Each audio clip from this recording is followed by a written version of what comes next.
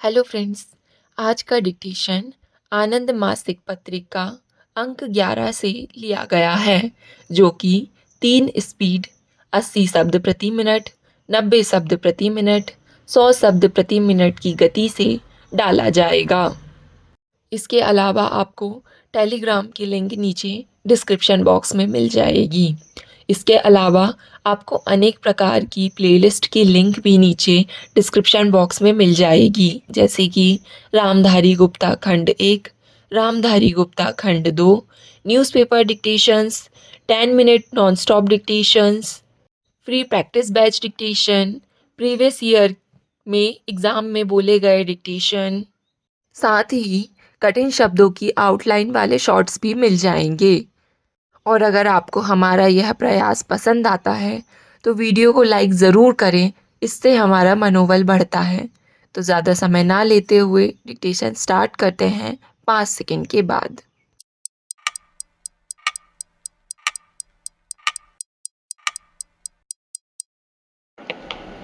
सभापति महोदय, आज तो दुनिया में मंडी व्यवस्था पर आधारित व्यावहारिकता का ही बोलबाला होता नजर आ रहा है। कुछ लोगों का विश्वास है कि यही हमारे लिए स्थायी सर्वकष्टहारी समाधान है। मंडी व्यवस्था की अपनी कुशलता ही एक प्रक्रिया होती है, जिनमें रचनात्मकता, कुशलता, अध्यवसाय और उद्यम के लिए पुरस्कार मिलता है। तथापि कुछ समय बाद इस समाधान में अपनी बुराइयां पैदा हो जाती हैं। हमने भारत में इस पर काफ़ी सोच विचार किया है और इस दृष्टिकोण को स्वीकार कर लिया है, जिसकी हमने मार्केट प्लस की संज्ञा दी है। हमारे विचार में यदि सामाजिक न्याय के प्रति प्रतिबद्धता के उद्देश्य को सामने रखा जाए तो मंडी व्यवस्था की शक्तियाँ एक स्थिर और स्थायी विकास तथा समृद्ध और मानवीय समाज के निर्माण को बढ़ावा देती है। विकासशील देशों के परस्पर सहयोग से कुछ व्यावहारिक उदाहरण देने हों तो भारत ने कुल 44 देशों से विज्ञान और प्रौद्योगिकी में सहयोग के समझौते किए हैं। इनमें से 34 गुटनिरपेक्ष आंदोलन के देश हैं।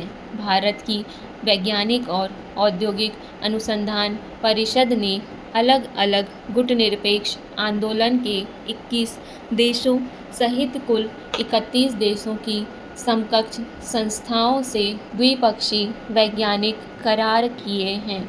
इसी तरह गुटनिरपेक्ष आंदोलन के 10 सदस्यों सहित कुल 19 देशों से आणविक ऊर्जा के क्षेत्र में समझौते किए गए हैं। हम ऐसे सहयोग को बढ़ावा देना चाहते हैं ताकि गुटनिरपेक्ष देशों के भीतर उपलब्ध प्रतिभा का लाभ हमारे अपने हित में उठाया जा सके। भारतीय वैज्ञानिक और औद्योगिक अनुसंधान परिषद ने पेटेंट पोर्टफोलियो मैनेजमेंट की एक योजना शुरू की है, जिसमें देशी आविष्कारों की सुरक्षा की जाएगी और महत्वपूर्ण अंतर्राष्ट्रीय समझौतों से जो राजस्व मिलेगा उसके शिक्षा और वैज्ञानिक अनुसंधान पर निवेश करने से हमें अधिकतम लाभ होगा। यह एक उदाहरण है कि हम किस तरह अपने पैरों पर खड़े हो सकते हैं और दूसरों से मिलने वाली चीज़ों पर आश्रित नहीं रहेंगे। हम परिवर्तन का स्वागत करते हैं, परंतु जैसा कि हमारे अपने जीवन में होता है, उसी तरह राष्ट्रों के जीवन में आने वाला परिवर्तन भी ऐसा होना चाहिए जो हमें न्यूनतम कष्ट देकर आगे ले जाने वाला हो, क्योंकि जब भी कोई परिवर्तन होता है तो कुछ ना कुछ कष्ट अवश्य होता है। धैर्य और सम्मिलन के मामले में हर समाज अलग अलग हो सकता है। इस परिवर्तन की प्रबंध व्यवस्था पर ही परिणाम निर्भर करता है। सभापति महोदय, विश्व अभी भी सोमालिया, रवांडा, बोस्निया का मतलब समझने की चेष्टा कर रहा है। इस बात का पता लगाने की चेष्टा कर रहा है कि ऐसी हिंसा क्यों शुरू हुई।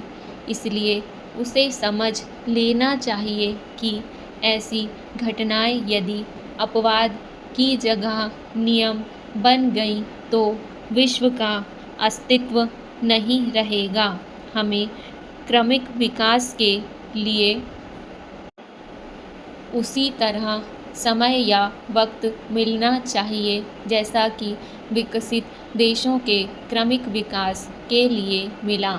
बाहरी और न आत्मसात हो सकने वाली प्रणालियाँ विकासशील समाजों और अर्थव्यवस्थाओं पर एकाएक नहीं थोपी जा सकती, विशेषकर जब स्वयं ये नए मॉडल भी पूर्ण नहीं हैं और तत्काल उनको परिवर्तित किया जाना है या उनकी वास्तव में आवश्यकता है। यह कहना अतिशयोक्ति नहीं होगी कि समूची मानवता को ही शांतिपूर्ण, सार्थक, सह अस्तित्व वाले और समग्र भविष्य के लिए बिल्कुल नए मॉडलों की आवश्यकता है। अब से कुछ ही दिनों बाद हम संयुक्त राष्ट्र संघ के 50 वर्ष पूर्ण होने का समारोह मनाएंगे। यद्यपि काफ़ी कुछ अच्छा काम हुआ है, तथापि हम उन समस्याओं को अनदेखा नहीं कर सकते जिन पर इस संस्था के बारे में अब भी राजनयिक विवाद चल रहे हैं।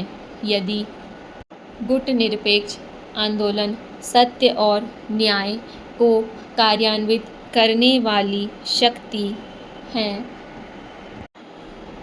और मेरा निवेदन है कि हम में और संयुक्त राष्ट्र संघ में यही परस्पर संबंध है और हमें इस संबंध को कार्यान्वित करने के लिए मिलकर बिना किसी भय या पक्षपात के काम करने पर बल देना चाहिए। हम सब इन बुनियादी प्रश्नों से परिचित हैं जिन्हें इनसे संबंधित कार्यकारी दल ने अपनी चर्चा में उठाया है और यहाँ मैं उन्हें दोहराना नहीं चाहता। मैं तो यहाँ इस बात पर बल देना चाहूँगा कि इस आंदोलन के भीतर ही हम अपने मतभेदों को हल कर लें और अपना सारा ध्यान अधिक प्रतिनिधित्वपूर्ण सुरक्षा परिषद बनाने के प्रश्न पर लगाएं।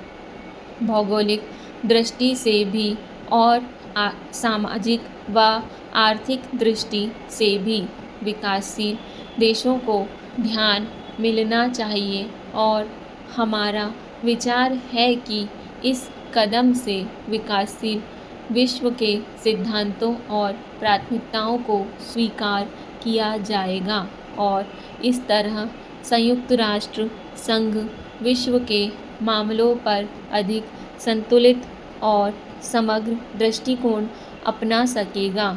हम में से प्रत्येक को जायजा लेना चाहिए कि अपने कामों में हमने कितनी राजनीतिज्ञता का परिचय दिया है।